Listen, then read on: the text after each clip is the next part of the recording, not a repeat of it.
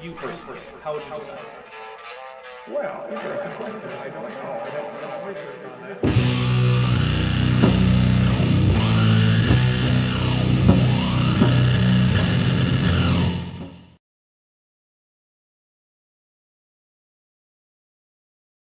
All right, we are here. All right, guys.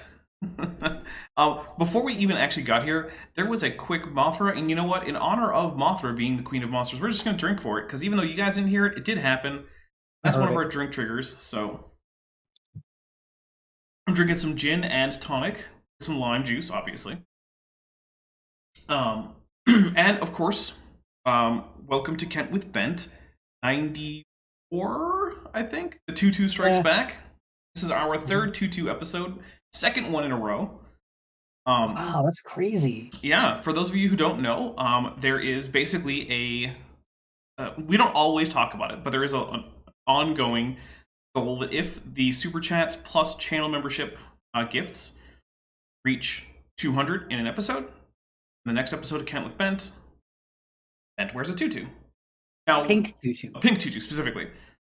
Originally, it was going to be around his waist, but then it turns out that you couldn't really... see it. Yeah, unless Bent's going to spend the entire episode like 5 feet away from his computer, that just doesn't work.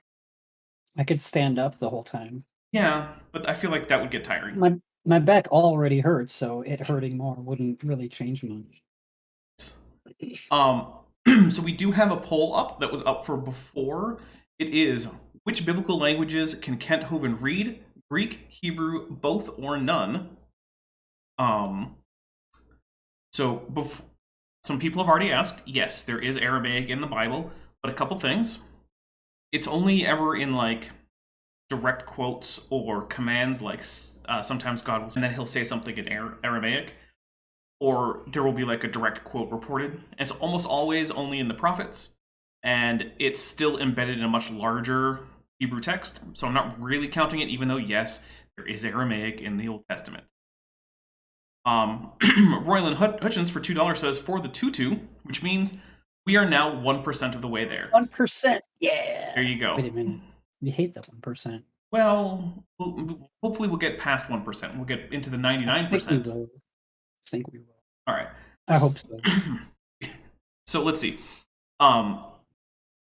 So that is why Aramaic is not in there. Also, YouTube only allows me to have 4 options for a poll. So, you know. Stupid. Anyway, we are here to talk about some Kent Hovind nonsense. We're watching his Creation Science Evangelism 201 Class 9. We have about 15 and a half minutes of it left. Kent Hovind has been going over how badly wrong he can get what should actually be the correct translation of the Bible. Because Kent Hovind is a King James only... Well, he's not a King James only. He's a King James is the best. Other versions are wrong where they disagree. But he doesn't say that you shouldn't ever be like allowed to use other translations. He's pretty much a King James only. Yeah, it's not committing to it. Right. So because I don't know. It doesn't make any sense. King James only makes no sense to anybody, so who knows? Debulin says, for feathers, yes, that is at a lower threshold. At 120, I will wear feathers in the next video that I animate. I'm already currently rendering frames for a video in which I have full-on plumage. And 199 for Valkyrie Vision says, Mothra, glad to catch it live. We're going to take a drink from Mothra. Okay. So normally, guys, if you want to have us drink, you got to use one of the emojis in the super chats. Valkyrie Vision gets a special dispensation because YouTube sucks at accessibility for the visually impaired. So I'm not gonna hold that against Valkyrie Vision because YouTube is terrible. Basically, yeah, Kent Hovind, anytime that the King James disagrees with any other translation, Kent just pretends that the Hebrew agrees with him. That's basically what it is. Because, of course, he doesn't know any Hebrew or Greek, right? So he just pretends. But anyway, this is actually a drinking... wrong. Oh, yeah. Almost always. This is a drinking game show, so we're going to go over the rules, and then we're going to dive into it. So first, we've already mentioned a couple of them. If Mothra or Godzilla come by audibly, which can happen at essentially random times, we'll take a drink. Or if anyone super chats any of the kaiju emojis, which you can get access to by being a channel member, that is also a drink trigger right there. Additionally, there are a couple other ways that whether or not you're a channel member, you can make us drink. One is if you chant anything to the effect that AIG is a bag of dicks, we will take a drink. That is because, at least in the past, they used to copyright claim everything, including footage of theirs in which they used fair use footage from other people. So, yeah, that's a fun time. There's also, Hypocrites. yeah, just a little bit.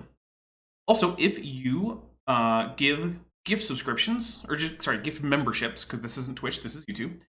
Gift memberships are also worth a drink. Those come in at $5. They are randomly assigned with people getting them weighted based on how often they interact with the chat. So people who interact more frequently are more likely to be given the random gift subscriptions. So, oh, and the mobile interface doesn't seem to allow you to insert channel emotes as a super chat either. Well, that is unfortunate. I will have to take a look into that. Anyway, but those are the ones that you guys can affect.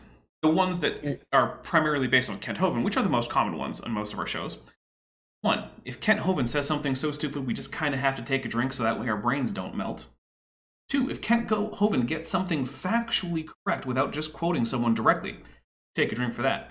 Also take a drink anytime Kent Hovind tells a joke that doesn't land, tells a story that didn't happen. For instance, he mixes up the argument he had with himself in the shower with an actual argument with a real professor on an airplane. We'll take a drink for that. We also take a drink anytime Kent Hovind mentions the National Socialist German Workers' Party or their various activities or prominent leaders, especially in the 1920s and 30s. He likes to do that a whole heck of a lot. Let's see. There are predictions. If we're not sure what Kent is going to say next, and one of us gets says, oh, I predict it's going to be this, then, if that prediction is true, take a drink for confirmed prediction. Every once in a while, I'll just take a drink for some other thing that I think is worth it, even though it's not an official rule. And Bent, what have I forgotten? Did you say we drink every time Kent gets something right? Yes. Well, then you forgot nothing. Awesome. All right, then. Yeah, as Icarus says, it's basically drink for Godwin's Law. Not technically, because technically Godwin's Law is when the person compares their opponent in an argument to National Socialist German Workers' Party. It's very close, though. It is very close. Kent just likes to bring it up in general. Gee, I wonder why. Yeah. All right. Like the word for. Okay, this is Kent talking about how English has homophones. Okay, great. F-O-R. I don't know how many meanings are in the dictionary, but it's quite a few. Let's find out. If I say, George... Okay, for. We're just going to dictionary.com. We're just going to count how many definitions there are for that word. F-O-R. For. There you go. It's just for. With the object or purpose of, intended to belong to or used to be in connection with, suiting the purposes or needs of, and in order to obtain, gain, or acquire.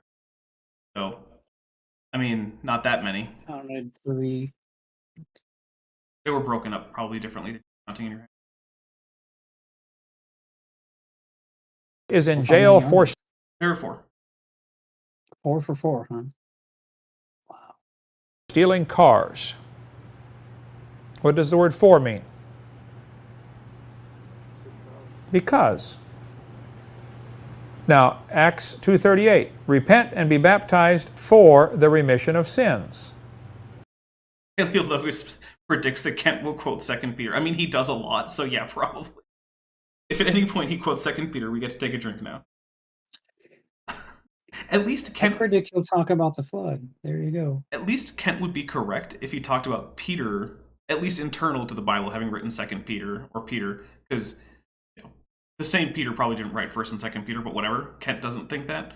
Unlike when he says that Timothy wrote either of the books of Timothy, which, no, that's not how that works. Does that mean the baptism is taking away your sin, or does that mean you get baptized because your sins have been taken away? Oh, that's an interesting question. Okay, so baptized for the remission of sins. So let's see. Baptized of sins, right? So that is, we're going to make sure we get that right. What was the verse that he cited? Who knows? I want to know. You'd have to go back and check. For the remission of sins. What does the word for mean? Because. Now, Acts 2:38. Okay, it is Acts 2:38. 2:38. Okay, Acts 2:38.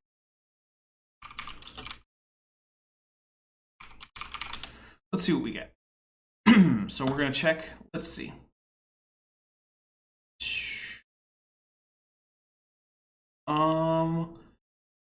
For ace is preposition.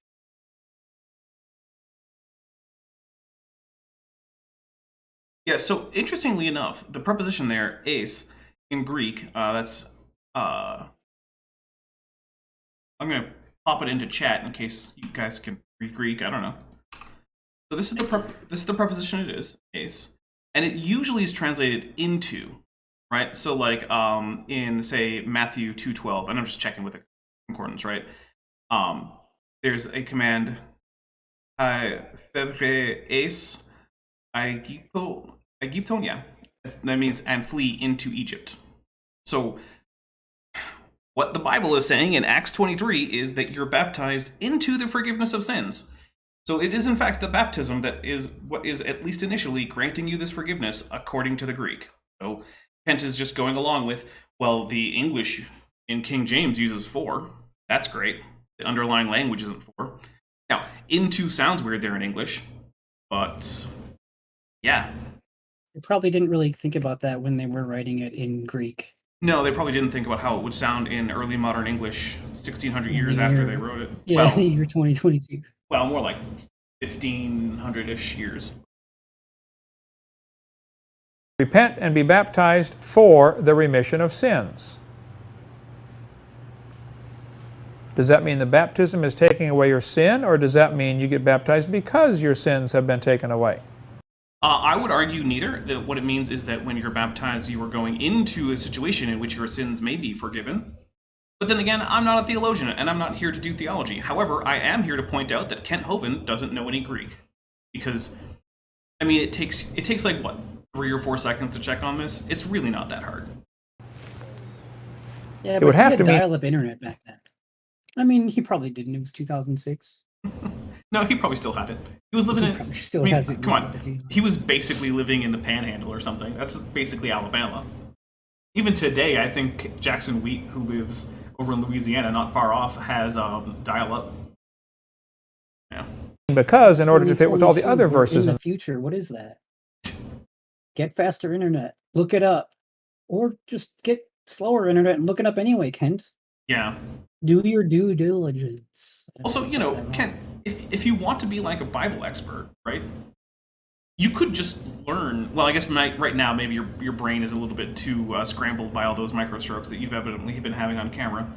But you know, talking to past Kent, you could have learned Greek. It's not a magic language; it's impossible to learn. You could have just done it. Chose not to. Yeah. the Bible. See, no prophecy of the Scriptures of any private interpretation. 1 Peter 1:20. So you always look at one and say, okay, what do the rest of them Stop having say? your private interpretation then, Kent. Yeah, it is a little bit weird that he is doing exactly the thing he's talking about not doing. Let's make sure there's no conflict here.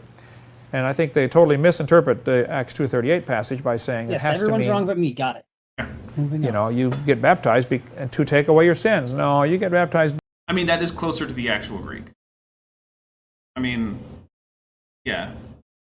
Baptisoto ekastos imon epi to onomati Iesu Christe es aphesin to armation. Be baptized, every one of you, in the name of Jesus Christ for the forgiveness of sins. Into the forgiveness of sins.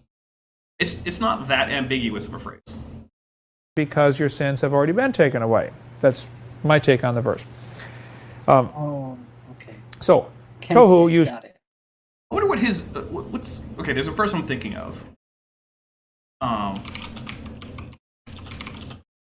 want to make sure I get the reference right. Yeah, 1 Peter 3:21. which in KJV is, for a like figure to this, even baptism doth also now save us, which is the first part of the verse. So I wonder what he does with that one.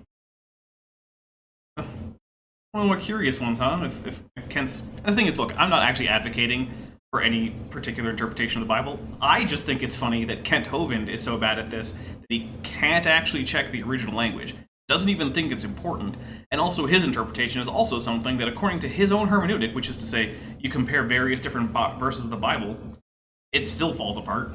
So, I don't know. 20 times, 10 different meanings to the word toe.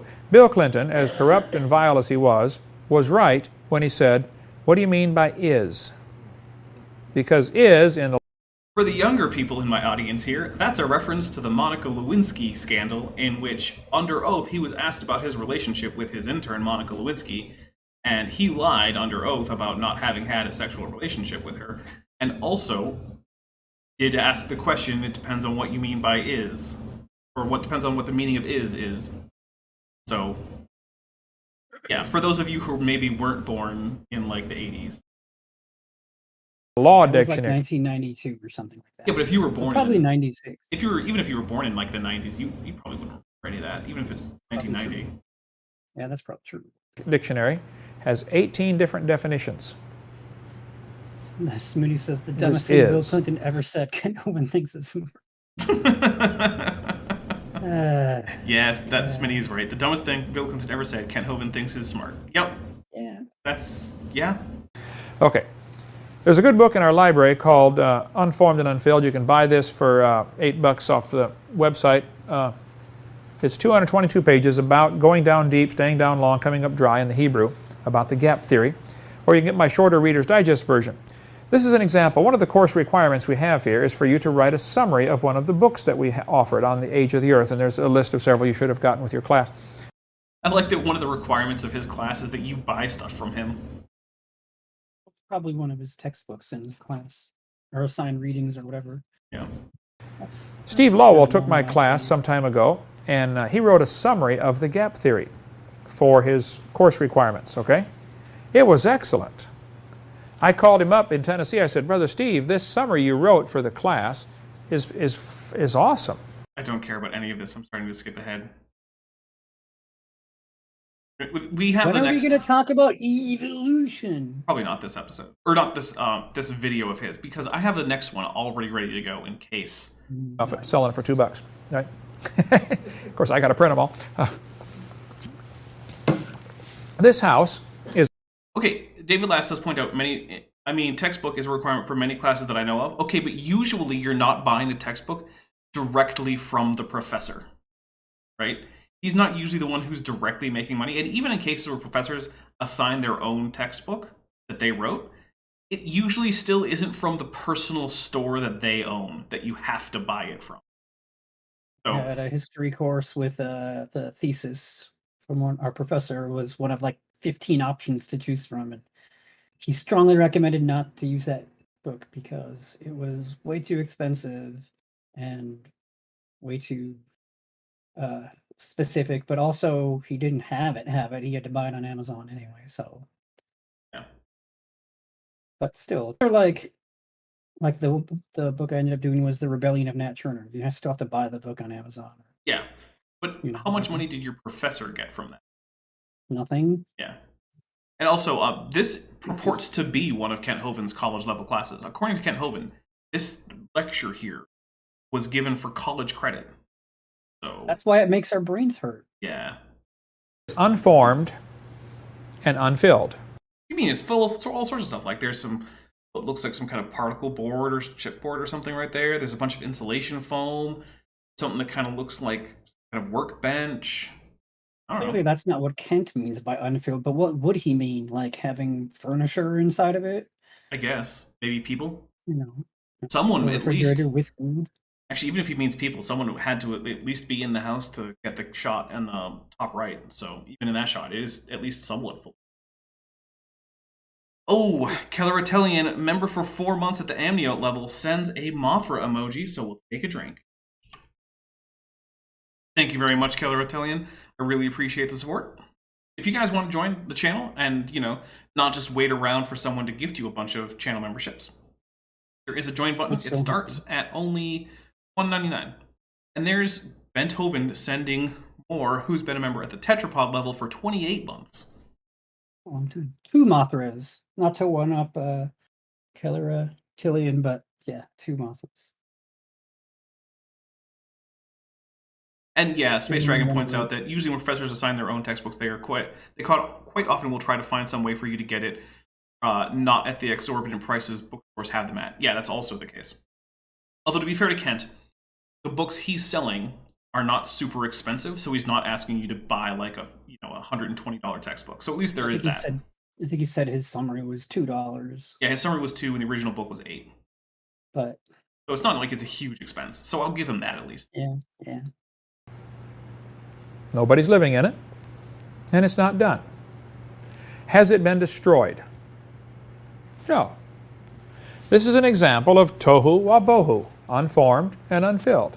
It's just empty. Nobody's there yet. It does not mean destroyed. I mean, the photographer was there. Now, there is a Jeremiah passage. Jeremiah chapter 4 is the only other place in the Bible where the phrase, without form and void, is found. And in this case, it is quite obviously talking about a city that has been judged. I beheld the earth, and lo, it was without form and void. Okay, so we do have an example of the Bible using this phrase to mean that something was destroyed. I thought it said Io. What was he talking about? What is that, Jupiter, Saturn? I don't remember. It's Jupiter. No, it's low. That's one of the I'm reasons. dumb, I'm sorry. Hey, look, I'll just say this, right? Sometimes sans serif fonts aren't the best choice. Because usually uppercase I and lowercase l are nearly indistinguishable in sans serif fonts. They do look exactly and the heavens, the same. They're both on the screen right now. Yeah. I think in most fonts, L is like a tiny fraction of a bit like shorter. Like if you type them next to each other, you can technically, if you look closely enough, tell, but like it usually doesn't. In fact, as someone who's spent some time in the learning Klingons crowd, there's actually debates as to whether or not it's bad form to use sans serif fonts to write Klingon because it makes capital I and L look the same. Those are both letters that are used in Klingon. and they had no light. I beheld the mountains, and lo, they trembled, and the hills moved lightly. I beheld, and lo, there was no man, and all the birds of heaven were fled. Let's go back and look at the Jeremiah chapter 4 passage in the Bible, and let's just read around this just a little bit. You know what? Let's just not, right? Look, guys, do you want 12 more minutes of me saying, well, Kent's take is really dumb, and I don't really have a dog in the, fight, a horse in the race? I don't know. Or next video. Yeah, because we have the next video ready. We can just watch it. Like, that's the thing that we can. Well, I'm actually thinking that what we're going to do is we're going to close this down, grab the next one. Ericamian for $5 says, isn't illegibility fun? But with a whole bunch of capital I's and lowercase L's. I already have a headache. All right, guys, so we're going to close this video. Because, look, guys, we already did one full episode of nothing but Kent Hovind gets the Bible wrong. I can't do another one. I don't have it in me. Yeah, we want him to get evolution wrong. Right. So, give me a second, guys. Oh, can't have this music coming out. This is bad music. So you guys can't hear this yet. All right. So when the music ends, we'll come back.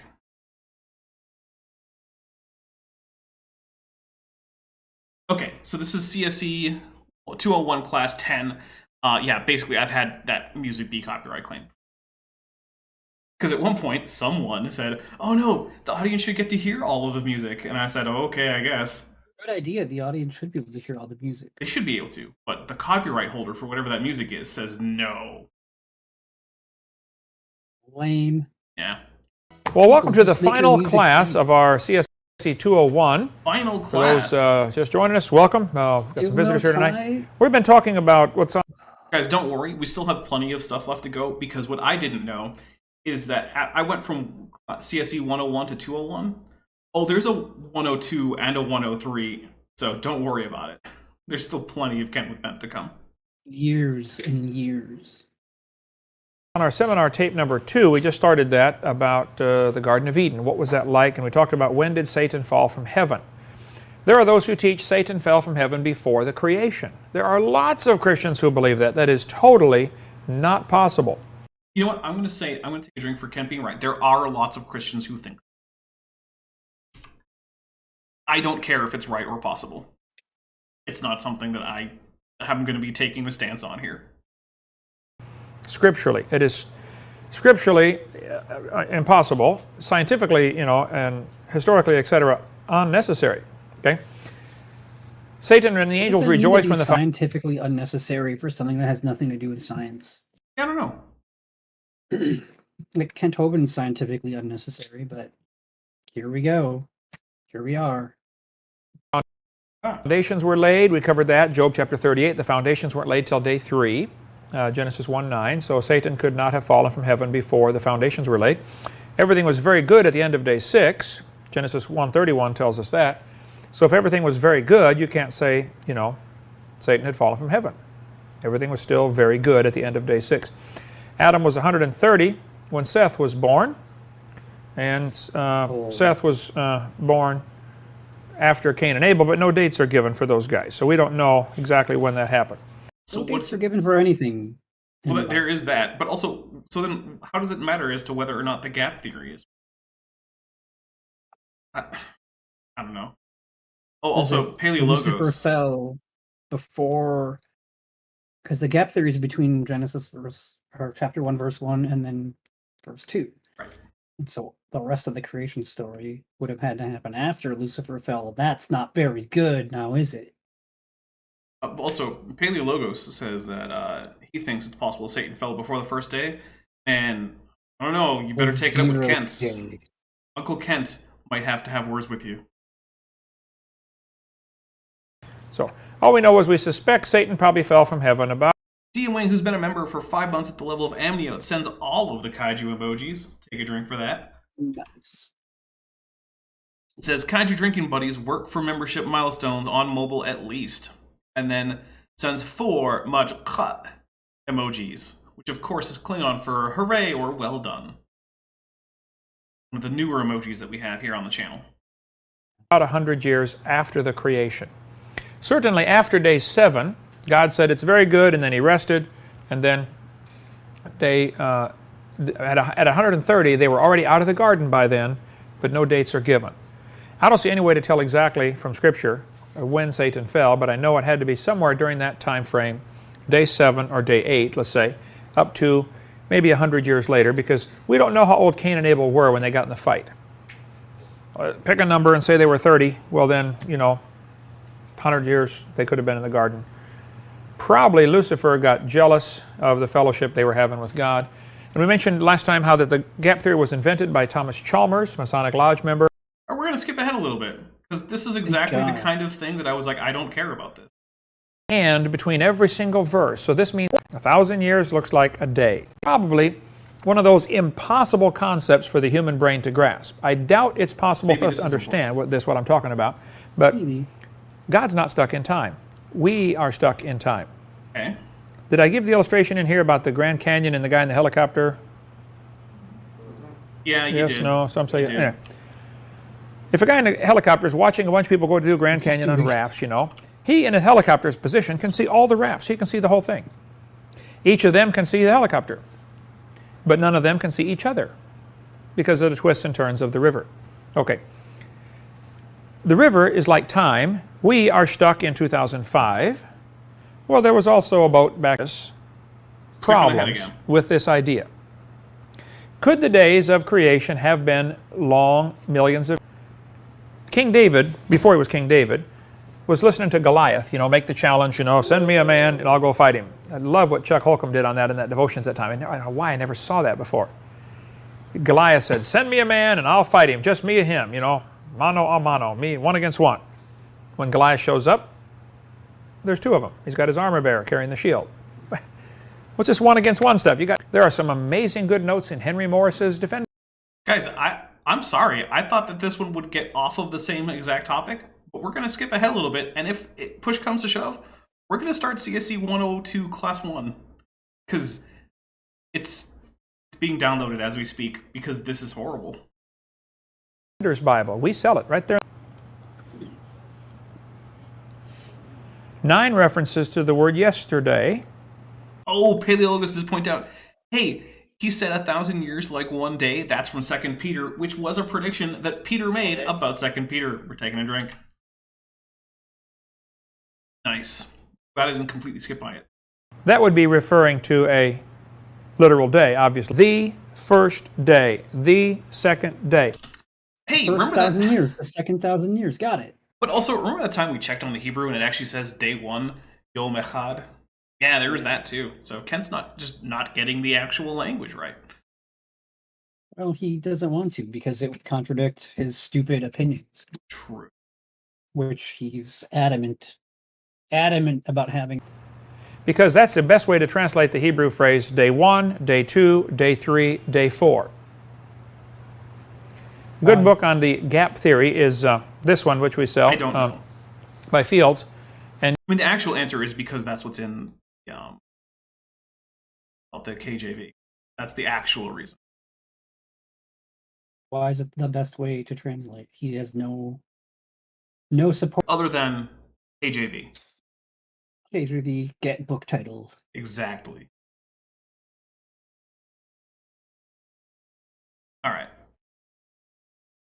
Be sure to get our video debate with Hugh Ross if you want to watch that. After the Actually, okay, don't get it from Kent Hovind because it's available for free on YouTube.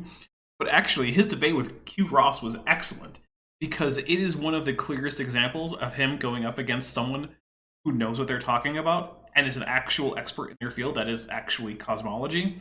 Because Hugh Ross is in fact a cosmologist, a relatively well-respected, publishes in peer-reviewed venues. There you go, actual cosmologist. And then there's Kent Hovind, who's a bumbling idiot. So when it says Dr. Hugh Ross on the screen, he's really a doctor? Yeah, in this case, that is the case. Unlike Dr. Kent Hovind, who's Right. a doctor in nothing. For some reason, the actually finalize. I might have to find a different. Because of dial-up. It's because of dial-up. Could be because of dial-up. Yeah. I guess maybe Dial-up exists somewhere, so therefore. Well, I'll try a different link for the same thing. We'll see what happens. debate, there were so many things left unanswered because the guy is smooth and slick, okay? He said all kinds of comments I had no time to respond to. Like he said, well, even astronomer Danny Faulkner believes the days might be long periods of time. So I called Danny Faulkner in South Carolina and said, Danny, would you... I don't care what Danny Faulkner has to say about it. I don't care what Kent says that Danny Faulkner has to say about it. Yeah, there's Call him another right thing. now, Kent. Call him right now. at his church, okay? That's the one right there. You're just lying And about that's the what one I got someone saved out said. of. The reviled substandard perversion. But go ahead, read verse 5 there. Okay, I guess you laughed, but I'm calling that a joke that didn't land. Yeah, well, my laugh was sarcastic. Joke that Yep. Night. And there was evening, and there was morning one day. There was evening, there was morning, one day. Who's got the 4 versions parallel? This is 4 version parallel with the 12 pages on it. It's pages taken for chapter on Genesis 1:1. To shed the implication that Well, we've already checked the Hebrew on this, and we're already halfway through this one. And guess what hasn't happened? Anything that isn't just a rehash of last time. So once again, we are making the executive decision to once again start up the next video that we're going to watch, which is 201 Class 1. We are flying through these. We are. All right, Sorry this will be for the beginning the- of Creation Dr. Science Faulkner's phone 102, number our second verify class. us Paleologos. We don't need it. We have Ken's word. He would never lie. It's true. Kent would never ever lie about You're anything. saying that. Oh, The first 10-week course, Hopefully we this talked buzz about goes the age away. of the Earth and the Big Bang Theory and things that are in my seminar parts 1 and 2A. And we left off in the middle of talking about the cavemen. We left off talking about Jack Cuozzo and his tremendous book, Buried Alive, which is just about the Neanderthal men. Yeah, David last points out, we're just flying through these Kent videos for once. Yeah, this is the fastest we've ever gone through a Kent video. We're just like, nope, skip. Jack Cawazzo is a dentist. He studied all of them. Oh yes, a dentist. Remind me, Ben, you might know this. Is a dentist an anthropologist of any kind? I think they are not, but they both can deal with like the shapes of teeth Okay. a little bit, maybe. But they're not, say, specifically a paleoanthropologist. It's hard to say because I have to say no, but then that would ruin Kent's point. Well, we wouldn't want that. You have to try to twist the truth to make Kent seem like he's not a complete moron, but... I'll bet that Kent Hovind is going to repeat Jack Cawazzo's claim that he was followed around Europe by assassins for having looked too closely at the Neanderthal displays in museums, because natural history museums employ assassins now. I feel like that sounds like a really bad movie that you're describing. That we should watch on the CBAT show when we do our episode next year's episode, maybe. All right. Also, in this episode, we have to be really careful because Erica might just stop in if I get anything wrong. Because, like, I feel like there's like a psychic connection that Erica has to like bad paleoanthropology information or bad primatology, and she'll just be like summoned like Beetlejuice. What is that? It's on Dapper Street. You say Lucy was a quadruped 3 times, and Erica appears in front of you to chide you. Went and saw the actual bones instead of the reproductions, or what most people see is just a casting. And he has pictures in here showing how that they've been constructed wrong, and they're just normal humans who have diseases like rickets and arthritis and acromegaly and things like that. By the way, in case you don't know, the Neanderthal, the H is silent, Neanderthal man is named after the Neander Valley, which was named after Joachim Neander. Yeah, that's all basically right. We'll take a drink for it. Who was a German Christian who used to wander through that valley, and he composed a song that's in our songbook. Praise to the Lord, the Almighty, the King of creation. Yeah, oh, my soul, praise him, for he is thy health and salvation. I don't think Kent has much of a singing voice. I actually don't want him to sing it. I do actually like the tune, though. It's as hymns go, it's one of the better ones in my personal opinion. Does it need to have a sludge metal cover? Yes, actually it does. I definitely want to hear a sludge version of that. Yeah. I'd have to hear the original, though. Okay, I'll try to send it to you. Just remind me. You don't have to try too hard. Okay. Who wrote that song, and Neander Valley is named after him. And of course, Satan likes to counterfeit or undo all the good that the Lord does. So now we have Neanderthal man.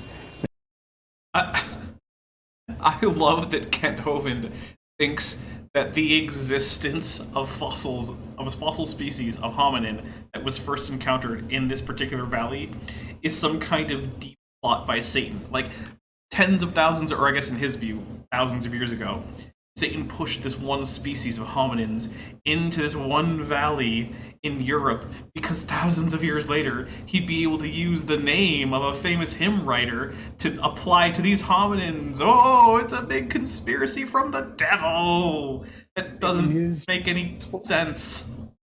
Playing the long game, huh, Satan? Hey, he's got time, right? Yeah, I mean, I guess Satan does have time, being presumably immortal. Named after the same valley, because that's where it was found. The first one was found in 1856. Shortly thereafter, Charles Darwin's book came out, and evolution became a popular theory. When the Neanderthal man was first found, it was classified by the experts who studied it as a human who probably drowned in the flood. I have no idea if that's true. They said he had received several blows to the head because there were some bumps on his head. I will point out that nowadays, virtually all young Earth creationists would disagree with the idea that any Neanderthal remains are the result of the flood, because basically all of them are above almost everyone's idea of where like the flood boundary is. They're especially above where AIG puts their flood boundary, which is the same place as CMI. And so they put their flood boundary at like the end of the Cretaceous. So they would say that the entire record of the Cenozoic is all post-flood. So they would actually say that Neanderthals were not drowned in the flood, which is actually an odd thing, right? Because if the flood is supposed to have wiped out all of the humans except for Noah's family, why are none of them found in any of the flood rocks? it's a little curious. Head where he had been hit pretty hard and healed, and he had several diseases. I think he said he suffered from rickets in old age and some other disease, or rickets in childhood and arthritis in old age. That was the analysis of the skeleton, and that analysis is still valid today.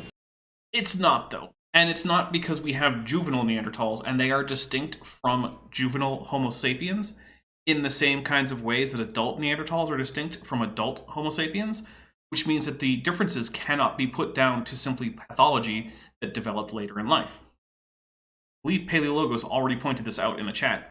You know what? We give Paleologos a drink for getting a prediction right, because he predicted what I was going to have to talk about. Good job. But because they don't have any other missing links, they've decided to use Neanderthals. Oh, they don't have any other missing links, huh? Well, you know, I think that means it might be time for a transitional fossil slideshow in which you have to provide your own yodeling. Because one of the things is that, as you'll see in the slideshow itself, there are, in fact, many different transitional fossils, not just for hominids, but for many other groups of organisms, too. Also, Dr. Tapioca Weasel just gifted 5 Dapper Dinosaur memberships. So, Smitty is now a member, Snorefoot is a member, Dragon Spartan 90 is a member, Robert Adsit is a member, and Colin Dietrich is a member, and we take 5 drinks. Here we go. 1, 5. 2, 3,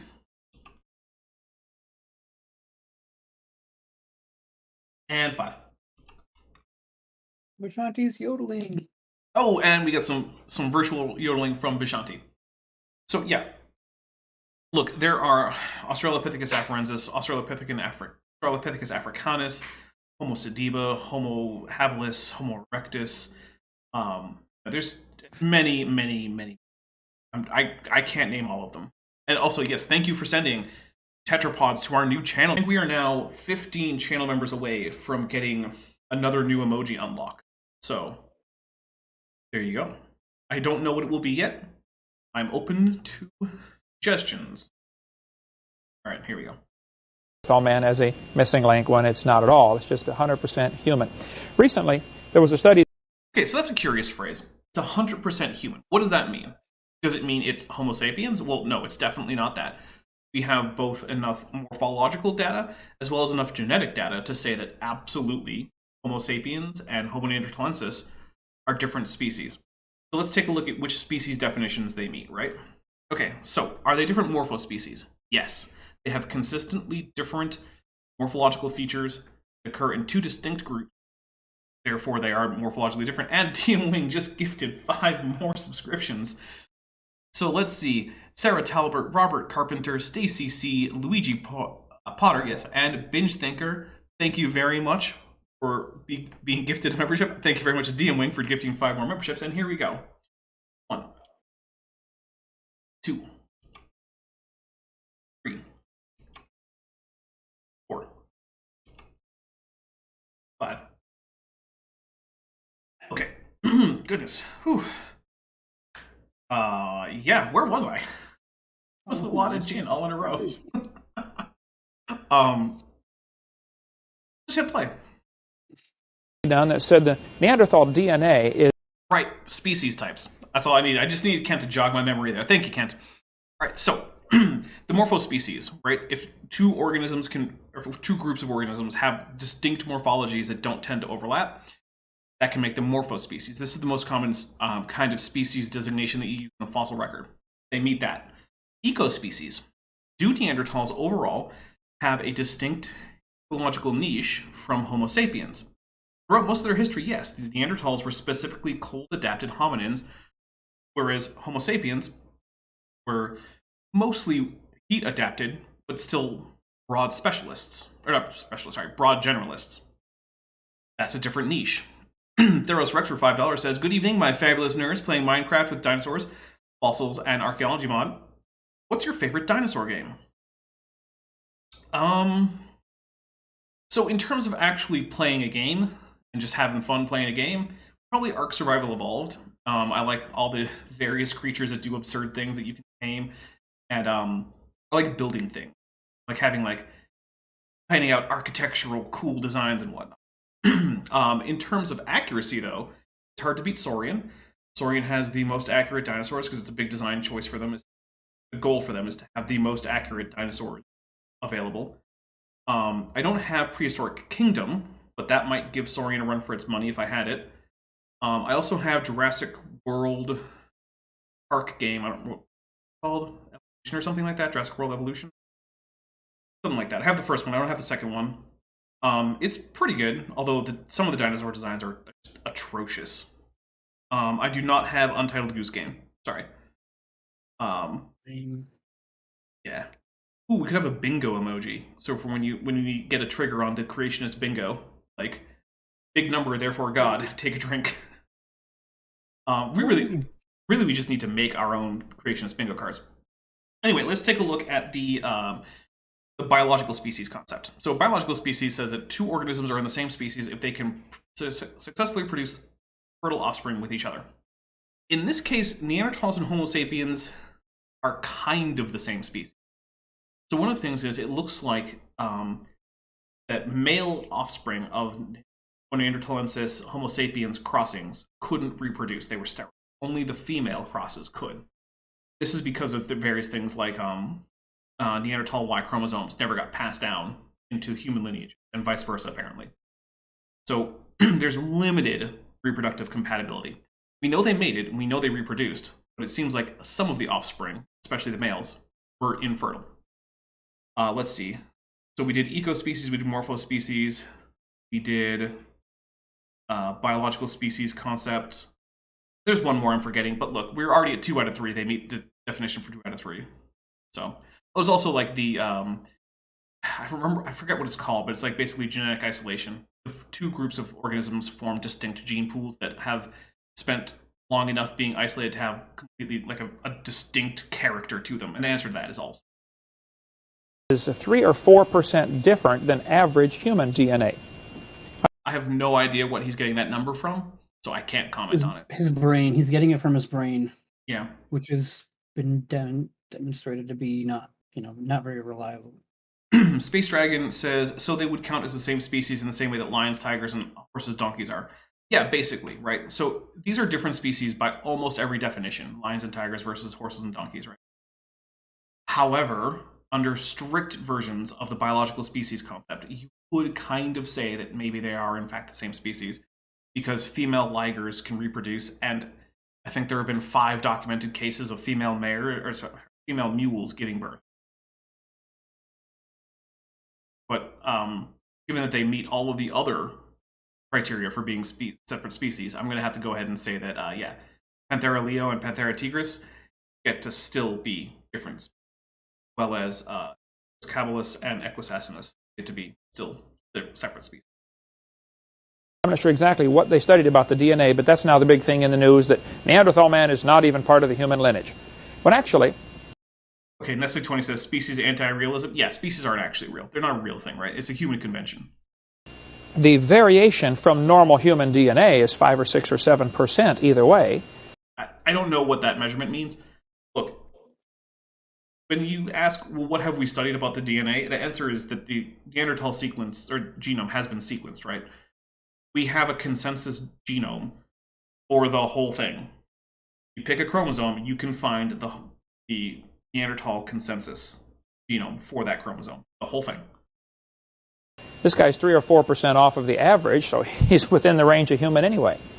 And no, they are not. In fact, every single study that looks at trying to nest them genetically, which is a thing that Kent actually accepts, right? Because he knows and has talked about the fact that you can go get a DNA swab and tell, because of this kind of nesting pattern that occurs in genetic descent, where his ancestors were from. Well, when you do the same thing with Neanderthals, they nest outside of all populations of Homo sapiens. Homo sapiens are one group. Neanderthals are a distinct group. They do not fit within the genetic diversity of the rest of what you might call humans. So you can say that they're a sister group that count as human, because, we haven't defined human, so who knows what it means. Cannot say that they are simply a member of one subgroup of humanity. They are a sister group to modern humans. Now, how they can say, he's not human, I don't know, but yeah, I'd recommend you get causal. They can say it because they have a different definition of human than you do. They probably mean Homo sapiens. book if you want to study more on the Neanderthals. It's just really tremendous book, well written. When he first began doing research on this in France, his life was threatened. Yep, that's Jack Guazzo talking about the weird museum assassins that he says chased him through Europe. Take a drink for it. Nice prediction. Hey guys, as a rule, museums are not raking in the big bucks. They operate on very thin margins as a rule, and they don't hire assassins to chase people throughout a continent because they learned too much. That's not a real thing. Space Dragon says, why are lineages typically referred to as Sister X? So the idea is that they are the most closely related two groups. That's just kind of a common terminology in science when you talk about the two things that are most similar to each other, one sister of the other. So sometimes Venus is called the sister planet to Earth because it has a very similar density, a very similar volume, a very similar chemical composition overall of like the whole planet, not the atmosphere obviously, but similar surface gravities, things like that. So that's the whole reason. So if I say X is a sister lineage of Y, it means that of all known lineages, X and Y are closest to each other. So I can say that among extant apes, genus Homo and genus Pan are sister species or sister genera. But I wouldn't be able to say that if I were to include all of the extinct, right? Because then there would be extinct apes that are closer to humans than they are to chimpanzees, and there would presumably be extinct apes closer to chimpanzees than they are to humans, but we just don't know about them. Here we go. Because this is big business. These missing links are big business for the people who make money off of them. Yes, big paleontology. Neanderthals were invented by big paleontology to sell more museum tickets. Because it's not like museums are critically dependent on government funding anyway, because they can't cover their operating costs based on patronage, which is the case for virtually all natural history. You know, they've got these museums displaying these fossils, and people pay money to come see this, and he was saying, hey, it's just a normal human. Okay, but it's not. Jack Guazzo is... Not only is he a crazy conspiracy theorist who thinks he was chased around Europe by assassins sent by museums, he's also just factually wrong about virtually everything he says, because he's a dentist, not an anatomist or paleoanthropologist or anything like that. And so his life was threatened. They chased his car. He had to outrun somebody who was chasing his car, trying to kill him. It tells the whole drama in here of what happened in the Neanderthals. Okay, let's talk about Lucy. Oh, drink for Godzilla. Oh, I gotta actually hit the drink counter. Australopithecus afarensis. Donald Johanson found That's pretty Lucy. good pronunciation. Yeah, he did well that time. Must have been a fluke. In 1974 in the Hadar Valley. Donald Johanson was a nobody. Nobody had ever heard of him, and now he's a famous scientist because he found this Lucy creature. Nice. All right, we're going to drink for that being dumb. People had heard of Donald Johanson. He was a scientist doing research into human evolution. They'd heard of him. Not just a dentist, an actual scientist. Right? In the field in question. Now, What? did he get more famous after this discovery? Yes. But, okay. Like, look, it's not an argument against the truth of the find to say that the find made the person who found it famous. That's just not it. Like, you can't just say, oh, well, look, relativity, that's wrong because Einstein was a nobody clerk in Germany, and he comes to America and he comes up with relativity, and now he's a household name. Okay. Albert Einstein, he was just a baby. At one point, yeah, no one had heard of baby Einstein. He admitted in this book, Bones of Contention, that he had received... Bones of Contention. Yeah, that's a book that gets basically everything wrong. And interestingly, it has about the same title as Contested Bones, another book which gets everything wrong, which you can see reviewed in depth over on Gutsick Gibbons' channel. Check it out. Received a grant of, I think, $47,000 to go look for missing links.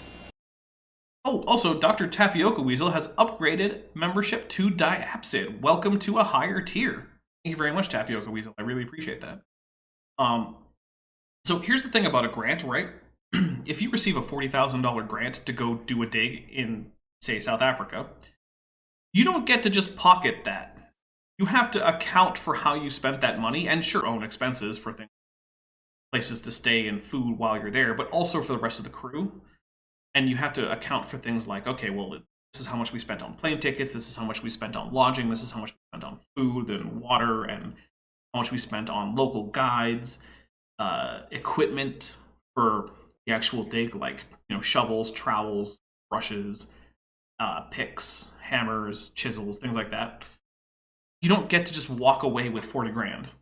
And also, I don't know if you know, fossil expeditions can be extremely expensive because in many cases, you're supporting a group of a dozen or so people out in the wilderness for weeks at a time. You have to pay for all that stuff. You have to pay for their camping equipment. You have to pay for their food, pay for them to get there. At the end, you just don't walk away with significant money after this. What you walk away with is your findings and whatever your institute that's already paying you is paying you, right? So, yeah, when someone says, oh, this person got an $80,000 grant to go study X, that doesn't mean that they pocketed that. Well, it does seem to be what Kent Hovind was implying, and because that's stupid, we're going to take a drink. So, for him to say he found a missing link is like getting someone... Space Dragon is wondering why the word sister is used in terms of, like, sister group. I don't know. Opposed to brother? Yeah, I don't actually know. Or sibling. Beats me. Oh, Goopdo3 for $5 says, not surprising, the tax fraud guy defaults to assuming people are committing embezzlement. You know what, Goopdo? You're right. That is not very surprising. Oh, man. Also, we're only $50 away from the next Feather episode. Just saying. And we are actually going to take a quick break, guys. So I'm going to refresh my drink, and we'll be back in just a few minutes. Stick with us as we go through this intermission bit.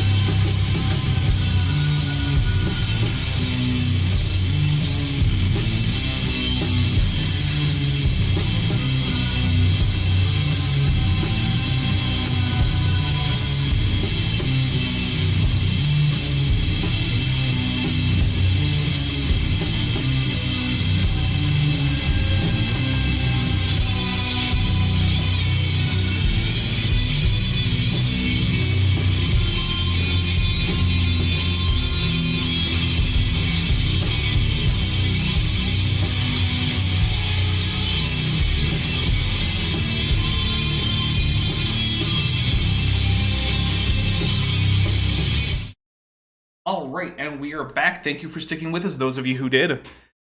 All right. So, let's continue on. Actually, first, I give my post-break quick little commercial thing. Guys, this channel is entirely supported, well, almost entirely supported directly through contributions from viewers, right? The amount that I make directly from ads from YouTube is minuscule compared to what I get from you guys who are generously becoming channel members, joining the Patreon, buying things from my merch store, sending super chats, sending super stickers, sending super thanks, gifting memberships, stuff like that. So if you're not currently supporting and that's something that you want to do, a bunch of ways. One of the easiest is the Patreon. You can join for an entire year for a 12% discount. It comes down to as low as like 10 something US for an entire year.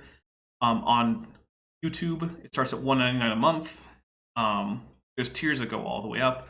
You can get in the credits, get early access to a whole bunch of videos. I think it's like I think right now it's closer to 3 months of material you can just get access to.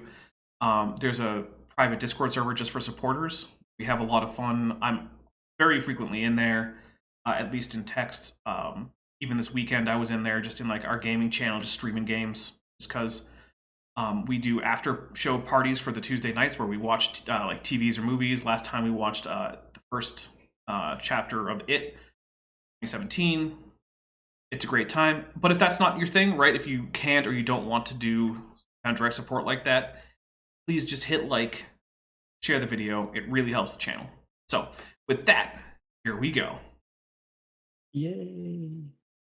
Mother to write a job recommendation for their own son. You know, it's a little bit of a slanted opinion. Of course, he had to find something. He was about to run out of grant money when somebody brought him some bones, and they went and dug them up and discovered Lucy. Okay, so this whole thing is trying to imply that maybe Donald Johanson was like defrauding people. Like maybe he didn't actually find Lucy. Maybe Lucy's just a made-up thing. But here's the thing, right? The bones are still available for study. There are still... You could, if you had, you know... if you could demonstrate that you were someone who's doing a serious study and wouldn't damage the bones, you yourself could even potentially go and study the actual bones.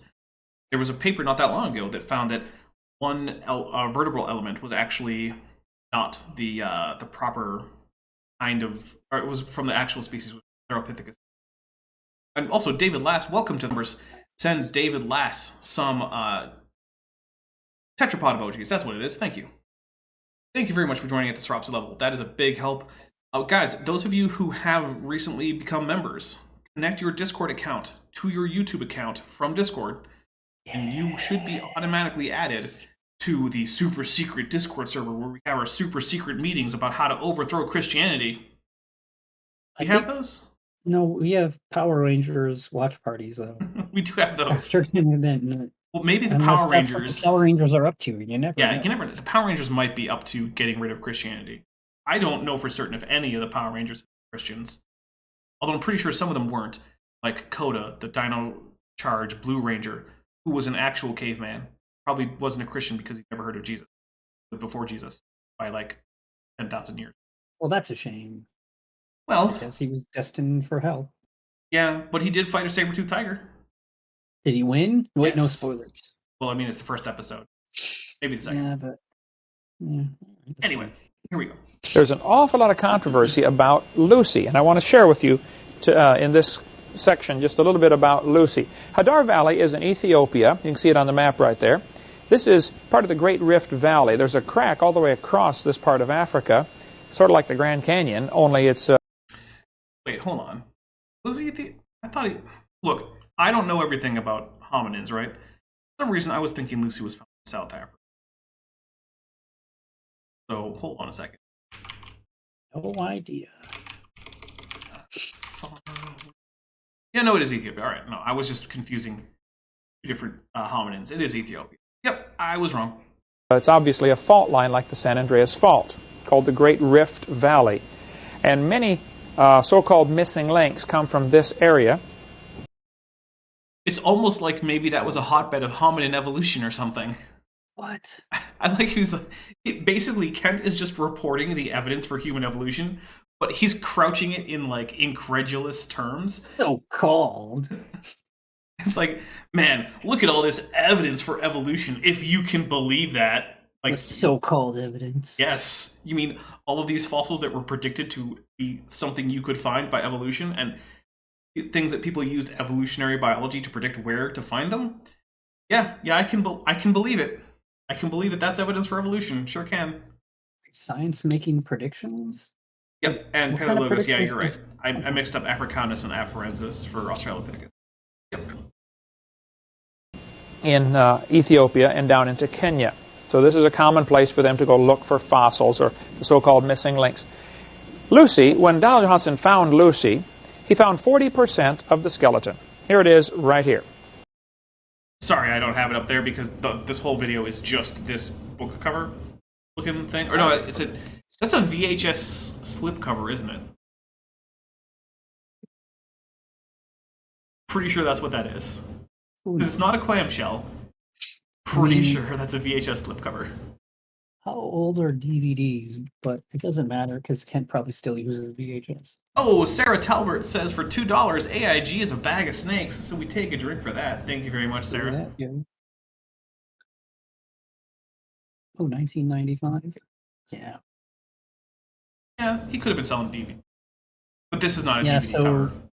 So this cover in this video that he did was 10 years after DVDs had been invented. Probably, yeah. But he probably didn't If have... this is still 2005, who knows? He probably didn't have DVD writing technology. He probably only had VCRs. And also, if you look at like the edge wear, you can see like it has really heavy edge wear right at the edges. You don't typically get lots of edge wear on DVD covers, like that you print and put inside the little slipcase. This is almost certainly a DVD slipcase. And yeah, pretty sure that that's just exactly what I'm looking at. Even looks a little bit sun faded on the left edge, as if like the spine were left exposed to sunlight. While they were digging out these bones, they were listening to a song that was very famous at the time, a rock and roll song by the Beatles called Lucy in the Sky with Diamonds, Hey, Kent's getting something which right. has Take the a drink. initials LSD. On purpose. The Beatles were very big into drugs. We can go off on a long tangent there if we'd like. Why? Go off on a long tangent about the No, Beatles and please drugs, Kent. don't. Please don't. do. Oh, Please do. because I don't have anything to say about that. Like, the Beatles are big druggies, okay? I just want to hear how crazy he sounds. Well, there is that. Kent 'Cause probably I'm sure thinks... the Beatles probably did drugs, but But whatever Kent says about it is going to be I'll just bet crazy. Kent would say that they all injected at least 3 marijuanas an hour. Probably stuff like that, yeah. They Yeah. ate all those LSDs. Yeah, they ate all the LSD, they injected all the marijuanas, they used eyedroppers for all of the... No, if I say too many more, then YouTube will come after me. Like, you're doing drug content. One of the Beatles songs, as they're singing whatever the main song was, in the background you can hear, if you change the speaker over to the left or right speaker, whichever it is, you hear some people chanting through the entire song, smoke pot, smoke pot. Yeah, this is actually not true. This is a long debunked thing. There was some... Hey, I'm convinced. I don't remember exactly what song it is, but I actually If did Beatles look want me into to it. smoke pot, then sure, sign me up. But yeah, they didn't actually have people saying smoke pot in the background. I don't remember exactly what it was. But like, I looked into it years ago. It's just nonsense. Take a drink for Kent just basically going with made-up nonsense. Because you know what Kent didn't do? Is check for himself. Why would he? He already knows everything that he needs to know. Good point. I don't Smoke think pot. it's ever occurred to him that he could look something up. Yeah, that's a weird thing, right? Like, so many of the things he says could be fixed by just checking. And he never does. Through the whole song, as a subliminal effect to get into the conscious of kids in the early 70s. On one of the Beatles' record albums, on the cover... I'm going to have to go ahead and say that even if we accept that that's true, it's way better to suggest that kids, use a pretty low-impact drug than it is to do things like, say, I don't know, lie about vaccines during a global pandemic. Kent. I do like that he's still talking about the Beatles. It's pretty nice. cover of the album, they're all standing there with their suits and ties, smiling for the picture. All around them is marijuana plants. Now, a lot of people caught that, of course, but wow, it's marijuana. Goop23 for $5 says, Lucy in the Sky with Diamonds was not named after LSD. It was named after a drawing of John's son did in preschool. And what do drugs have to do with Lucy? I I don't know whether or not it was named after LSD or a drawing. The drawing actually sounds more plausible, but it has I've never nothing done- to do with Lucy. Listen, I've never done LSD, but maybe LSD makes can make sense. That could be. Marijuana plants everywhere. It looks like shrubbery around them or something, but it's all marijuana plants. They were very big into drugs. Anyway, Johansen was listening to the song as they dug Who was probably not taking drugs at the time, but okay. it out, so they decided to name this skeleton Lucy.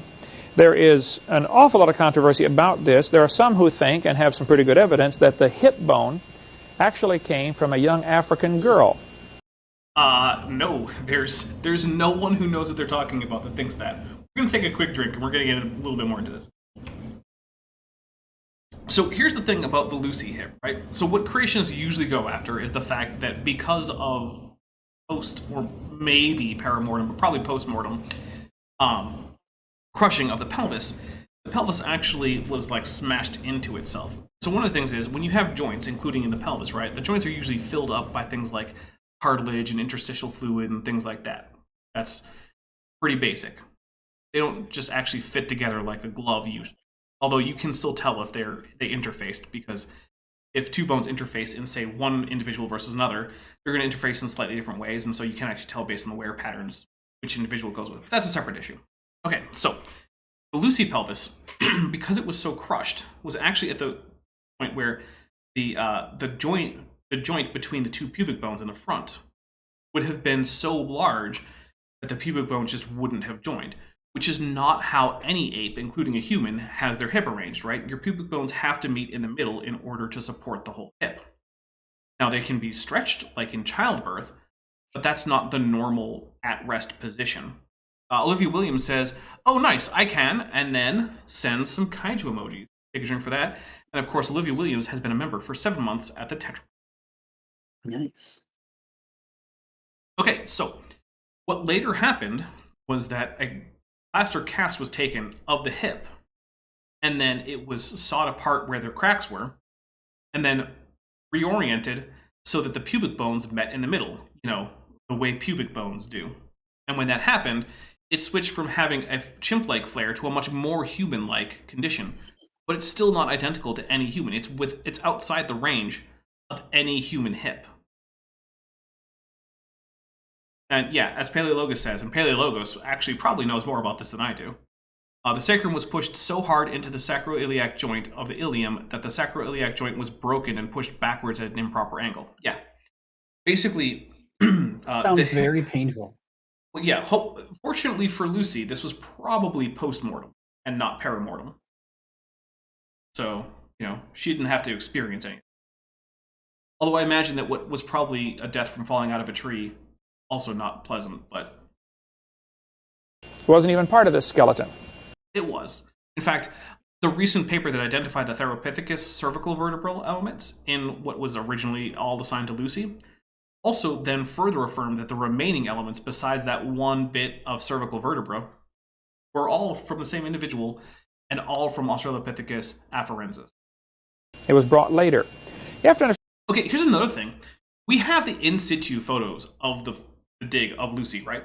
So John Johansen published a book as well as his papers, and in those, he shows extensive in situ photos. So in situ photo means you take pictures of the fossil in the rock as you find it, right? As you're uncovering it, taking in situ photos.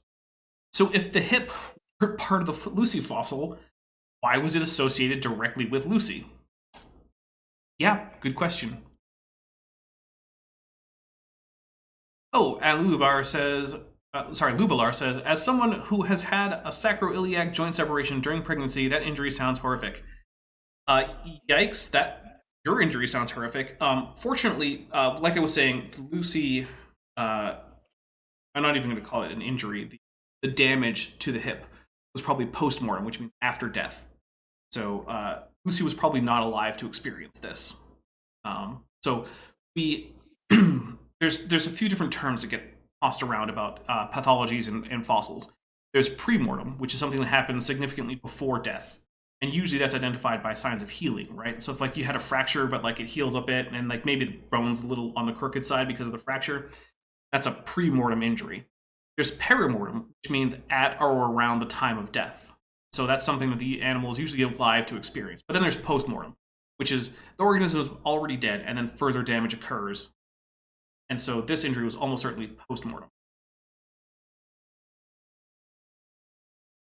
Well, all right, so it was a surface find, but still there are pictures taken of it as it's being found and sifted. So yeah. Understand how these guys find their fossils. They will go to Africa and they will hire the local natives to go look for bones. And they will pay them if they're successful, and bring them some good fossil skeletons.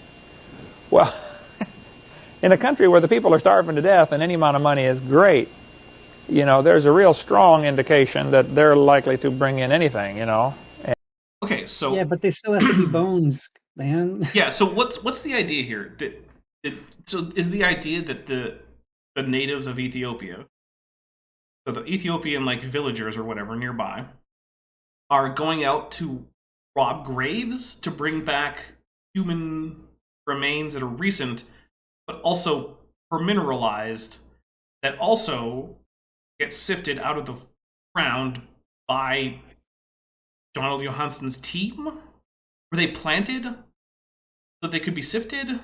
Planted by Satan. Like, I'm just taking a drink for this being incredibly stupid. Planted by Satan. And try to get you to buy it, you know, as a missing link. So I don't actually know if the Lucy expedition hired locals. I mean, it's entirely possible, but I don't actually know. And yeah, as Paleologus points out, Johansson himself discovered the fossil together with a grad student. There were locals involved in that particular find. Wait, are you telling me that Kent got something wrong? Yeah. Now, would it surprise me if at some point some locals had been hired to do something on the dig? No. I mean, if you're in some place and you need someone, who else are you going to hire besides locals? You can fly someone else in? So, I mean, maybe some locals did something, but it was probably more like acting as porters to bring equipment. And that's an if any were hired. I don't actually know. Donald Johansson found 40% of the skeleton. This is considered the most complete Australopithecine ever found. Well, it was. I believe Dakika Child is actually more complete. So one of the quiz questions will be, what is the most famous Australopithecine? This is supposed to be tell your class what the quiz questions are going to be ahead of time. He's been doing that the whole time. Although, you know what, I will actually agree that Lucy is probably the most famous Australopithecus individual. Like, most people can only name one Australopithecus individual, and it's Lucy. Some people might be able to get a few more. Part of the missing links for, you know, AUSTR, let's see, Australo. We better look that one up. I had it before, Kent. Yeah, he's already spelled it right in an earlier episode of this. Like, Australopithecus, break it up. Austra, A-U-S-T-R-A, like Australo, L-O, Pith, P-I-T-H, Pitheca, E-C-U-S, Australopithecus. Anyway. Like Australia comes from the root word Australia. No, it's not Australopithecus. It's Australopithecus, because Australo means southern. Australia means the land of the south. But it's good to know that Nephilim Free didn't invent Australopithecus. Maybe it was Kent. Now, the jury is still out on who invented the tibula. That still might have been Nephilim Free. And then the last part is afarensis, A-F-E-R-E-N-S-I-S. No, it's A-F-A-R. Afarensis, E-N-S. For. We're just going to take a drink for Kent not being able to spell afar. You pronounced it perfectly not 15 minutes ago. Africa. Afarensis. No, it does not come from Africa. That's Africanus. Afarensis is from the Afar region, which is a part of Ethiopia.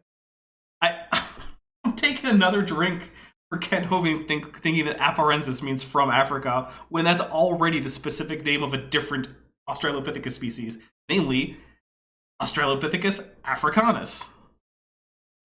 That's crazy talk. My goodness. Yeah, we really do need a bingo emoji. I think bingo might be the next emoji that we have.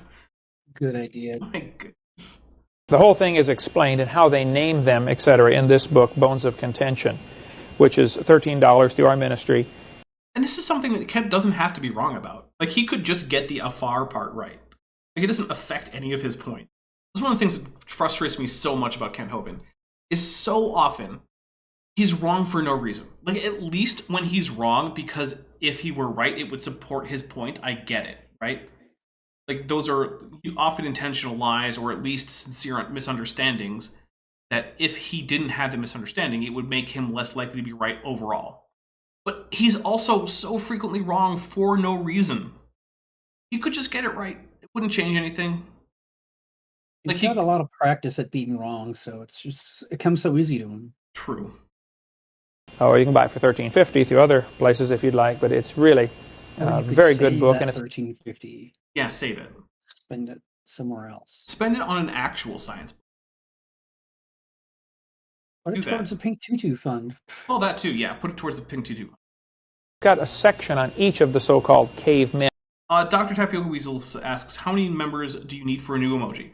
So I believe it's 10 more, but I'm going to double check, because you know what? I don't want to be a liar about this. Although it would actually just be me being misunderstanding, but still, I want to make sure that I get this right. So I am currently on my channel dashboard, going to memberships, customize perks, emoji. 9 more members is the actual number. So I need 9 members in order to get an additional emoji. So right now, in case you guys are wondering, the emojis we have are the Dapper Dino emoji, the Tetrapod emoji, the top hat, the Kent emoji, the monocle, Murphy, Godzilla, Mothra, we've got Ghidorah, we've got Majka, which means like hooray or good job. We've got citation needed, we've got Petak, which is Klingon for like a jerk. We've got get bent, and we've got huicha, which means damn it.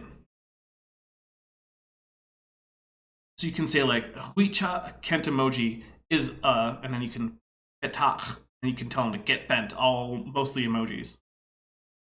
Anyway. But Lucy, there's Australopithecus there. Australopithecus.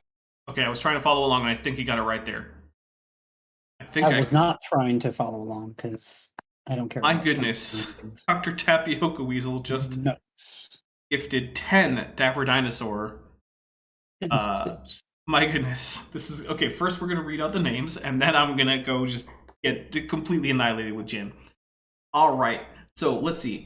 Crabman, Liska Day Babbitt, Fruity Stubbs, Horseflesh, Skeletor, and I feel like there should be more. Let's see, TD Lane. TD Lane. Oh yeah, because TD Lane is the blue name. I keep looking for the green. I just look for italics. It says so. I'm only seeing 5 names, but it says gifted 10 memberships. But it also only adds 5 here. You know, we're taking 10 drinks anyway because I don't know what's happening. Maybe YouTube's just being slow with processing the other ones. Here's 1, 2, 3, 4. This is going to give me brain freeze. 5, 6, 7, 8, 10. So does that mean that the next 5 people who become eligible will suddenly receive a gift sub? It might, because yeah, someone pointed out it might be that only 5 more people in chat are actually eligible, and so it might just be hanging out there until more people come into chat. Yeah. Which, by the way, means, hey, if you're here and you haven't activated your eligibility for being gifted membership, you should do that. You never know, that might happen. It could happen right now. Australopithecus, just to the right of the circle on the left. They have Australopithecus robust. Yeah, you need to opt in. If someone could double check, see if they can find, like one of my my mods can find the how to opt in video and just here in the chat. Robustus and Australopithecus afarensis. Robustus means it's bigger and stronger, more robust. where that gets the name. Donald Johanson claimed that he found this creature Lucy, and he found... Oh, there we go. James Duncan was gifted a membership by Dr. Tapioca Weasel. Yeah, so they're coming in as time goes. Okay, and Erachamian for $20 says, Aurora Australis, the lights of Australia. So for those of you who might not get it, the Aurora Borealis, right, are the northern lights, while the Aurora Australis are the southern lights, and they are not exclusive to Australia. All right, there's the link I linked that will show you how to Yeah, do it. You just have to click on some settings. yeah. So it's paleo not logos, and terribly then you difficult. can get your gift sub paleo logos. Did I say that? Yes, I Oh did. my God. Twice, yes. So actually, we're at the point where it's time for another feather video, and I think we're $50 away from another Tutu video. So you guys have just about a half an hour to try to get in $50 if you want another Tutu for Kent with Bent 95. Enjoy it while you can. Which might be next week too. At this rate, like maybe feather is just gonna be my default video. Everything is feather, which I'm not super opposed to. 40% of the skeleton over a relatively small area. I think he said 70 square meters is the way he described it. If I'm not mistaken on that, I don't know. But, probably mistaken, but it doesn't matter. Theros Rex for $5 says, would you rather spend a week at Dinosaur Adventureland, try local drinks at Jonestown, or help a clown renovate his crawl space? All sound deadly. Oof. Yeah, I think I would have to say spend a week at Dinosaur Adventureland, not because I think it's a good idea, but because I think it has the lowest, death rate of all three of those. I think that's the one that's still the most friendly. One is the highest. I'll choose that one. Oh, I think it's actually... probably the local drinks at Jonestown. I don't want to do that. Yeah. I'll go help a clown renovate a crawl space. What's the worst that could happen? I don't know. Clowns are hilarious. Yeah. Named it Lucy because of the Beatles song Lucy in the Sky with Diamonds. In National Geographic in 1985, an article appeared about Lucy. They pointed to this knee joint, the bottom part of the upper thigh bone and the upper part of the lower leg bone, the knee joint, and said this was Lucy's knee. Okay, hold on. I missed some of that because I'm not sure what he just said there. They pointed to this knee joint, the bottom part of the upper thigh bone and the upper part of the lower leg bone, the knee joint, and said this was Lucy's knee. Okay, so there's two things that Kent might be talking about here. I might have to sneeze. Bear with me if I do that. So there is a knee that was found as a separate find that was not Lucy, but was also characterized as Australopithecus afarensis. It was primarily just a single knee. But the thing is, you actually don't need that knee to know enough about Lucy's knee to talk about it, because they found the distal part of the left femur and the proximal part of the right tibia, which means that you actually know how the knee worked because you can mirror those bones, because apes are symmetrical. Now actually, this particular knee joint was found a year earlier. It was found 1.5 miles away. Yeah, okay. So this has not ever actually been presented as Lucy's knee, right? This is a completely separate find of a member of the same species. But yeah, it's never actually been characterized as Lucy's knee.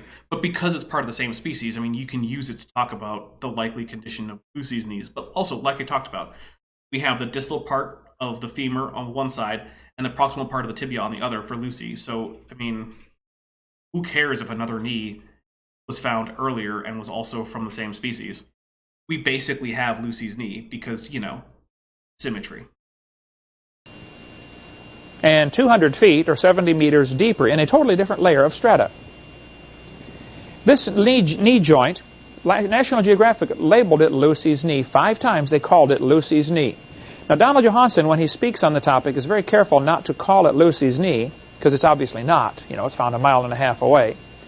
But Tom Willis of the Creation Ministry in Kansas By the way, no one but creationists are claiming that that was Lucy's knee or claimed to have been Lucy's knee. The city area has a great article about Lucy's knee joint, and we'll get you some copies of this. Lucy remains at college. You can get a hold of Tom Willis and get all sorts of details on what really happened with Lucy's knee. Tom Willis went to hear Donald Johanson speak, and Donald Johanson was taking questions at the end. So there were no questions with 800 people there, so Tom volunteered to ask him a few questions. You know, was that really Lucy's knee? You know, and why did you allow National Geographic to call it this 5 times when it wasn't Lucy's knee? So National Geographic doesn't actually answer to anyone but National Geographic, nor are they a peer-reviewed source. So Weird. I don't care. Yeah, it is weird. I don't care what National Geographic calls anything. So I'm going to take a drink for Kent saying something incredibly stupid, because no one in the scientific community cares about National Geographic because it's not a peer-reviewed journal. Peer-reviewed journal. What's that? Right? Probably asks Kent. You're allowing this this fraud to be Okay. It's not a fraud. It's an actual fossil knee. It's just not Lucy's. perpetuated when it's really not. But the reason they like this one to be part of Australopithecine is because It meets the morphological definition for Australopithecus, and actually is similar to what you would get if you mirrored one side of Lucy's body onto the other, so it's morphologically consistent with her skeleton too. Is that why they want it to be an Australopithecine, Kent? I'm going to go ahead and predict that's not what he's going to say.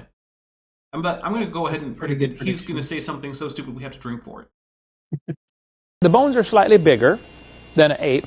On the far The bones are slightly bigger than an ape, a group that includes things as small as a gibbon and as big as a gorilla. What does it even mean for the bones to be slightly bigger than an ape, Kent? I'm just taking a drink. That's stupid. Fun fact, you can't characterize... Because you made the prediction that it would be that stupid. So. Fair enough, yeah.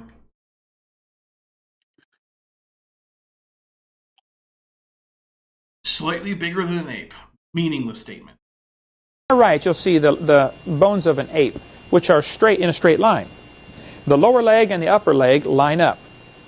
On a human, your thigh bone is angled because your hips are wider than your knees in your normal stance, because we walk upright, whereas an ape... Yeah, this is often called the valgus knee, and you know what? Lucy had a valgus knee because she was an upright walker. Something that AIG likes to lie about. that walks on all fours or bent over, Wait, they AIG have... would lie? Yeah, they would. Wow. Also, Paleologos, why haven't you activated your channel memberships? Because I'm pretty sure at least some people have been trying to make sure that you're a channel member. In fact, actually, we're going to end the poll. So, we're going to end that poll, and then I'm going to actually pin the message that Bent sent about how to activate, or how to opt in to channel membership gifts. So that has now been pinned. And let's read the channel, or the results of the poll. We had 97 votes. We've had more votes than we've had peak concurrent viewers. Let's see. Which biblical languages can Kent Hovind read? Neither at 90%. Both at 5%. Greek at 3%. And Hebrew at 1%. Also, Emotionally Mimetic Psychopath has joined the channel at the tetrapod level. Welcome to the channel members. Emotionally Mimetic Psychopath. Channel members, send some tetrapod emojis, and also make sure that you link your Discord account to your YouTube account if you haven't already, so you can come hang out with us on Discord. Oh, does the video link not work? Well, guys, let me know if the video link isn't working. A different bone structure in their leg. And so your thigh bone is angled coming off of the knee joint. This one that they called Lucy's knee, actually the Hadar knee, was also angled. He said, this proves it's becoming a human. I feel like he said, this demonstrates bipedality and not proves it's becoming a human, because that's something only an idiot would. Tom Willis's numbers right there, 81. Well, there you know what? We'll take a drink for it. Those idiots. 6618, 3610. If you want to get hold of Tom Willis, he's got plenty of material on Lucy, and it really gives them fits over this because they're simply lying to try to claim all this is a missing link. But they're so desperate for evidence for their evolution theory that any evidence is good enough. You know, we'll take it. We'll use it. That's the dumbest thing I've heard ever, I think. Yeah, it They're really so is. desperate for evidence that all they drink have for to it. do is sift through this overwhelming evidence that they can't escape, which is why Bent left young Earth creationism, because you could just be ignorant of the evidence, but then when you learn it, Haley Logan says, I'm going to have to get a membership just so Tapioca doesn't keep trying for me. I mean, if I were to go with the self-interested option, I would say no, don't do that. But that's the selfish option. He said, because the femur was angled, that proves it is becoming a human and learning to walk upright. I mean, it was walking upright. We know that. For about as certain as you can be about anything in paleontology. See, one of the millions of changes that would have to happen between an ape and a human is it'd have to go from... Okay, we're going to talk about between an ape and a human, right? Because this is a common parlance, but it's nonsensical. You can no more go between an ape and a human than you can go between a mammal and a dog, or between a lizard and a skink, right?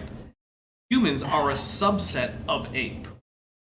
cladistics. Yep, humans are as much of an ape as a gorilla is. They are no less ape than a chimpanzee or an orangutan. You can say go between basal Miocene apes and modern humans. You can say that. That's a thing. You can't say going from ape to human, because that implies that humans aren't apes. But they very much are. Apes is... Oh, and we have a few more people who got the memberships. Ian Debunked and Vesta Freya got membership gifts. Now that means only one person is left who hasn't gotten a membership. Probably because you haven't opted in. Although I do see that at least one person can't opt in because of weird, silly things that YouTube has done with brand membership or brand accounts and whatnot. Because thanks, Google.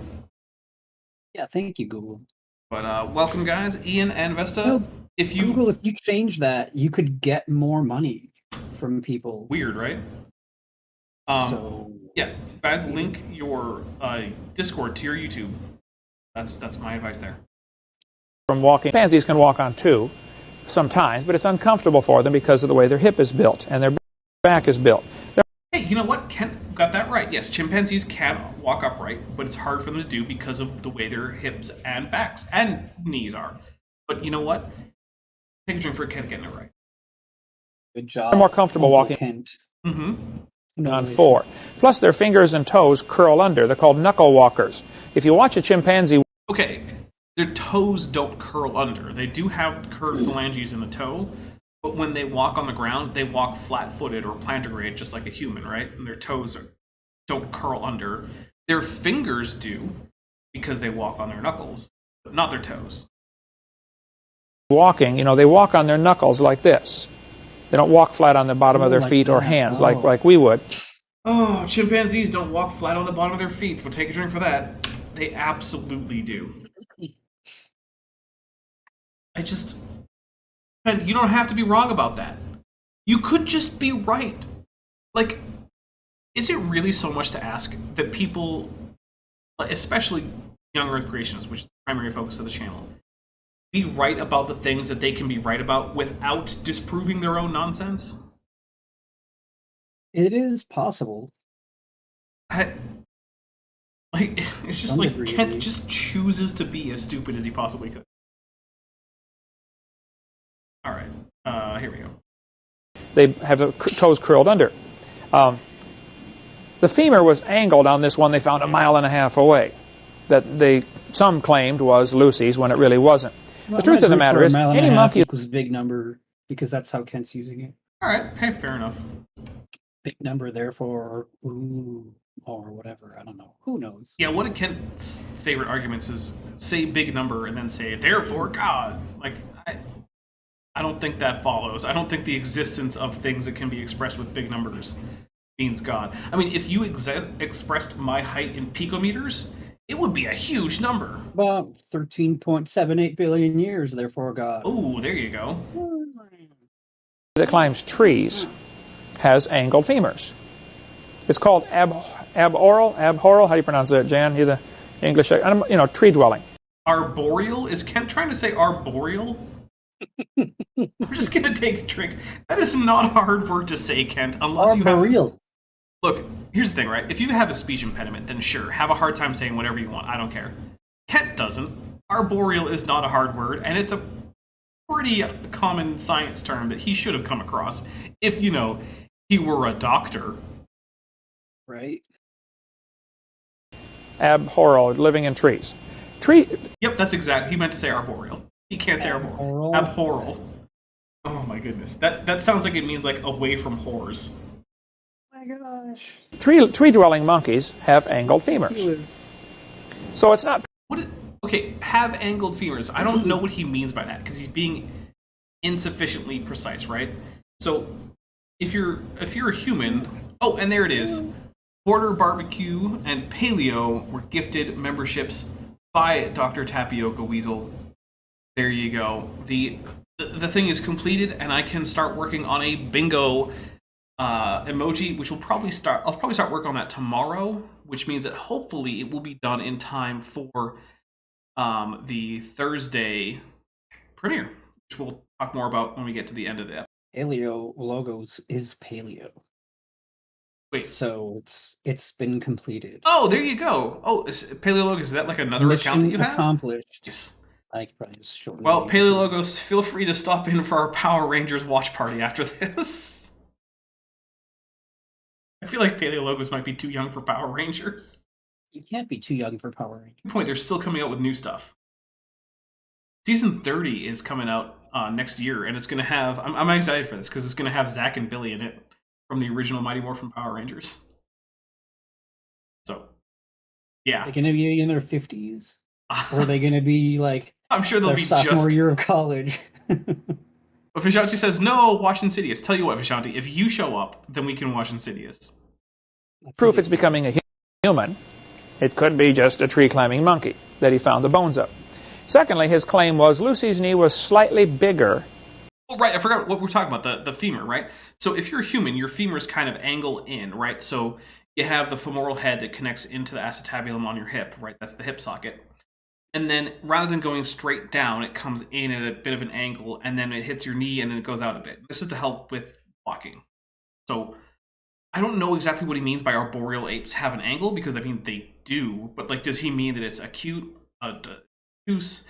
Is it the opposite of the angle that humans have? Because it actually is a little bit the opposite, right? Is it abhorral? Well, things like chimpanzees, right? The femur tends to spread out a little bit and come back in what's called bow-legged, although it's slight. So, I don't know. Maybe if we could see Kent slides, it would make more sense.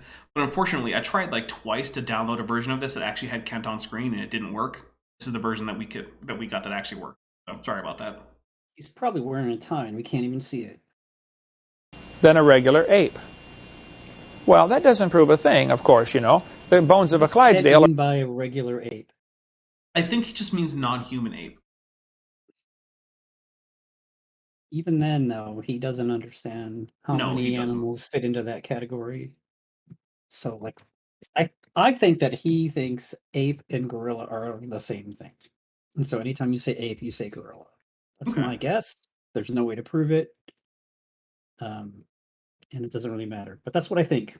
Well, by the way, also, Vishanti apparently is planning on coming to stop in for the after show party, so it looks like we are going to be watching Insidious.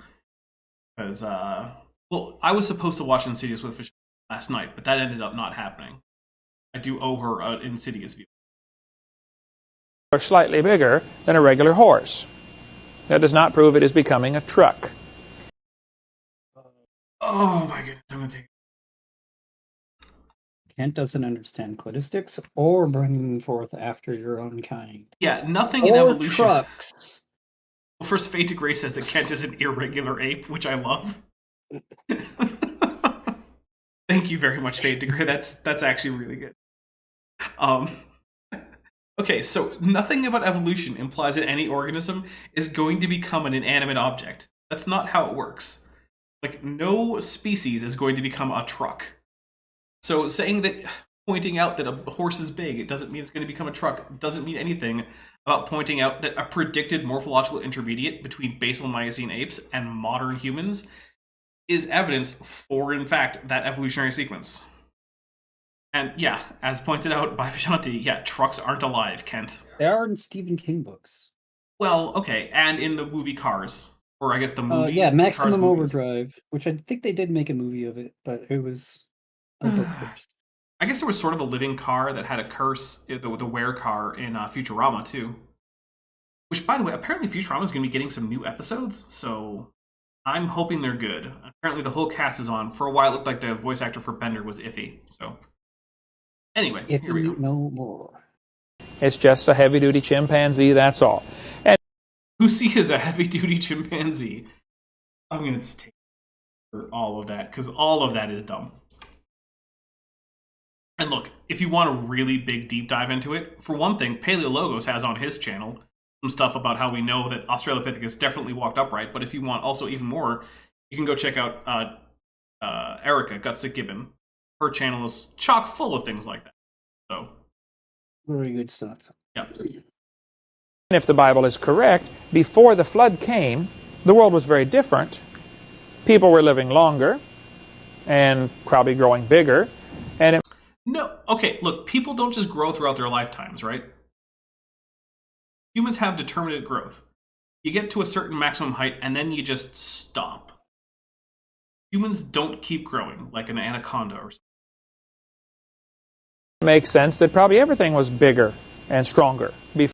No, it doesn't. Because again, determinate growers are the norm for many groups of organisms, including dinosaurs and mammals. The world was destroyed by that flood No, he doesn't. Oh. in the days of Noah. So Lucy is not a missing link at all. The St. Louis I'm going to lie about Lucy a whole bunch, and then just say that she's not a transitional fossil, because you know Sum what up. he means. Another lie. Yeah, basically. Zoo has a display of a wax figure of Lucy. Now you got to understand, Lucy is 3 feet 6 inches tall. Okay. So when you go to the zoo, and I've been there many times, every time I go to St. Louis, I go there just to keep my blood boiling. Because Sounds like a good way to get a heart attack. Maybe you shouldn't. of all the lies in that crazy place, trying to push evolution. For instance, when you walk in to this one section of the zoo, they've got Charles Darwin sitting behind a desk in his little office. And it's a mechanical thing, and he stands up and Kind of like the mechanical Noah in the Ark Encounter. Got it. begins talking to you about evolution. And the whole zoo seems to be devoted to pushing this one theory of evolution. Why on earth does a zoo have to talk about evolution? Why don't you can't? What about the evidence, maybe? Golly, how can you be so dumb? Yeah, I'm going to take a drink, because I'm getting... that's a big part of it. Another big part of it is because evolution is the unifying theory of all of biology, right? It's like the quantum field theory of particle. Like, this is the thing that is the way that we understand biology. There's a reason that Theodosius Dobzhansky, a Christian, by the way, wrote a paper called Nothing Makes Sense in Biology Except in Light of Evolution, in which he went through the then existing conclusive evidence for evolution back, I think, in like the 70s. Don't quote me on that. It might have been a different. But he goes through why, even at that point, it was conclusive that evolution was not only true, but was the unifying idea behind all biology. It's the way that biology made sense in its own context. And that's only become more true as we've gone. That has not reversed. That is more the case now. Why can't you go look at the animals, you know? You can. You don't have to read anything, Ken. We already know you're Oh my basically gosh. illiterate, so it doesn't matter anyway. I don't believe he's ever been to a zoo. Risk He is just said he was, but I don't believe it, because I mean, if you did go to a zoo, you could just go look at the animals. Anyone who's ever been to a zoo knows that. in that case, we're going to drink for stories that didn't happen. Maybe not blind people. Okay, yes. If you're blind, it's going to be hard to just look at the animals. I feel like zoos are one of those things that's probably not very accessible no matter what you do visually impaired. Like, most of the animals are not a good idea to touch. Well, you can go to a petting zoo. Yeah, but Those animals are fine to touch. those animals are true, but like if you just at a regular zoo that has like polar bears and tigers and whatnot, that's not a good idea. No, that is not a good idea. You know what is a good idea for a petting zoo though? Capybaras. Yes. Capybaras are awesome. Super chill most of the time. Like, still don't piss them off though, because they're wild animals. They will bite you if you. But they think they have to use the zoo to teach the boys and girls. Here at petting zoo. Oh, did you? It was with Bob, right? Yeah, Yeah. those things have an odor. We'll leave it at that. Oh, yeah. Who come about evolution, and that's what they're doing at many zoos across the country. But actually, for Lucy, not one foot bone or hand bone was found. I believe that is true. Yeah. If anything was found, like maybe like a metacarpal or something, I don't even think that is the case. I'm just trying to picture Lucy now, and I'm pretty sure there were no hand or foot bones. But there were hand and foot bones found for other members of Australopithecus afarensis, including the Dakika child, which showed that her toes were all in line. And I'm going to go ahead and guess that Kent is going to say that she probably didn't have an inline. None. But on St. Louis Zoo's wax figure, they put human feet and human hands. It's almost like we have other members of the same species whose hands and foot bones have been found, and they are in fact quite human. Not exactly human, but very human. No bones at all were actually found. Other Australopithecines that have been found all had curled toes. They were obviously knuckle walkers. Yes and no. So first we're going to take a drink for getting something right. So it is the case that other Australopithecines that have been found have had curved phalanges. Theros Rex for $2 says, if Kent leaves this world, please keep this show up. Oh yeah, don't worry. This show is in no way dependent on what Kent Hovind does, including whether or not he unalives. There are years and years and years of Kent with Bent to come. Oh yeah, yeah. In fact, ultimately, if we finish everything he's done, I'm okay with just restarting the seminar now that I know more than I did when I first covered it. Oh, we go back to the ties. Yes. Yes, the ties. Back when you had good ties and we could comment on it. I don't even care if they're good ties anymore. But also, it's not the case to say that the Australopithecines had the bones of knuckle walkers. So, what does it mean to have these curved phalanges? Well, first, one of the things you want to keep in mind is that the curve of your phalanges is something that's subject to phenotypic plasticity, which means that how you spend your life can affect the shape of these bones. If you just happen to spend a lot of your life doing climbing type things, get curved phalanges. For instance, humans who do a lot of gymnastics get curved phalanges in their hands. Their hands actually kind of naturally curve. That's because they're doing a whole lot of stuff like hanging off of various bars and beams and rings and things like that, right? Okay. So there's that. But also, all that means is that a obligate biped was spending time in trees, which, I don't know if you know this, humans climb trees. Bent, have you ever climbed a tree? Yes. Yeah. And I wasn't very good at it, but I still was able to do it. Yeah. Humans spend time in trees. So it's not unusual to think that a human ancestor would spend time in trees. But further, we have not only footprints from the time and place that we know Australopithecus afarensis was living, Laetoli prints, but we also have other Australopithecus afarensis finds, including the famous Dakika child, which has very well preserved metatarsals, as well as, I believe, a few of the phalange bones in feet, which show an inline big toe consistent with efficient biped movement. All right, Chris McDaniel, who's been a member for 2 months at the Sauropsid level, says, first, Mothra, so we take a drink. And this is what I do with my free milestone chat. Go figure. Nice Tutu. Thank you very much. Hey, look, I appreciate triggering a drink trigger. It's always fun. Guys, this is going to be the last bit that we go through, that we just did, where Kent is just lying about what curved phalanges means for some reason. Oh, I know what the reason is. It's to pretend that Lucy is in no way transitional. Yeah. So thank you very much, guys. You guys have, in fact, gotten us to the next Feathery Dapper Dino episode. So I am currently working on the frames for one of those. Let's see how that's going. Let's see. The first set is done, and the second set is still left there. So I'm going to have to talk to the person who's helping me with uploading those, because my connection to Sheep is crappy. And we will get the third bit there. If you're a channel member or a patron, you should expect to be able to see that hopefully tomorrow afternoon, evening, and if not, then almost certainly the next day. Bent, do you have anything that you want to plug? Yes, I wrote it down. I have an Amazon wish list. There is food on it. There you I go. am hungry. Send me food. So there you go. If you want to help support Hovind specifically, you can send him food. I think technically I have drink fixins on my Amazon wish list. If you want to turn one of these into a pina colada day, I have Coco Lopez cream of cocoa and some canned pineapple on there. Now let's take a look ahead and see what we got coming up before we get out of here. So let's see. On Thursday the 13th, we're going to be doing the Stephen Meyer is a Dishonest Hack, the movie. It's going to be over 2 hours. It's going to be over 2.25 hours. So want to watch that whole thing? I mean, grab a snack. My advice for you. Get some popcorn. Settle in. Get a soda or something, some popcorn. Yeah, it's going to be quite the thing. So that is on Thursday. Saturday, I think we're going to be continuing with Dapper Reacts. Got to a brand new topic on the things scientists don't want you to know about dinosaurs or whatever the lecture is called. So that is the series that I tend to do.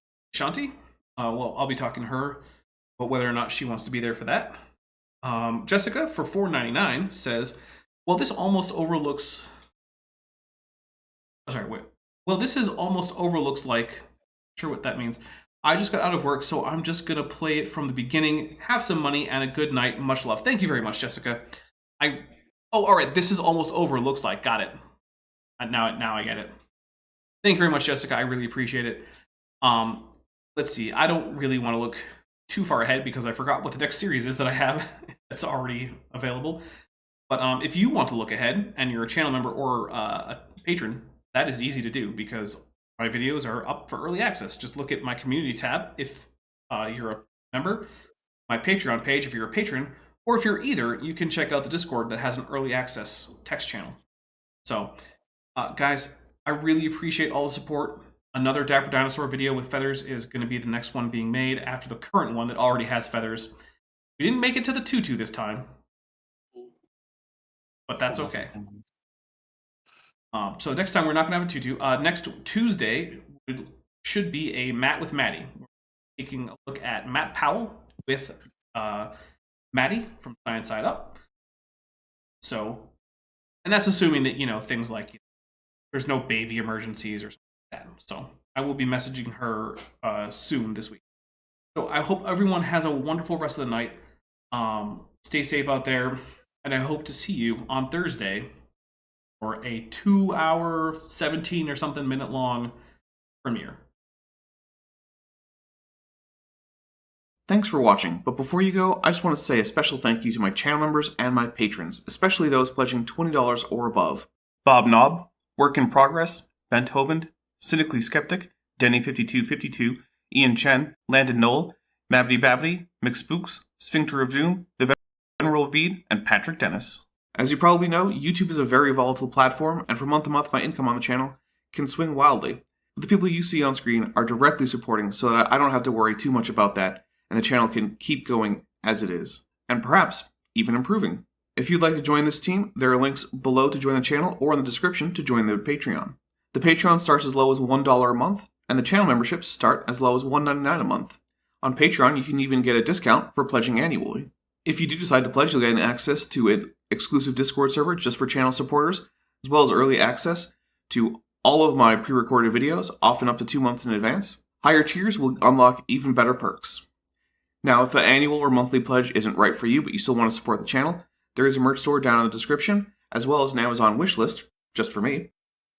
And if financial support isn't something you can or want to do, then if you still want to help out the channel, please just like and share these videos and make sure you comment on them. It really helps the channel out.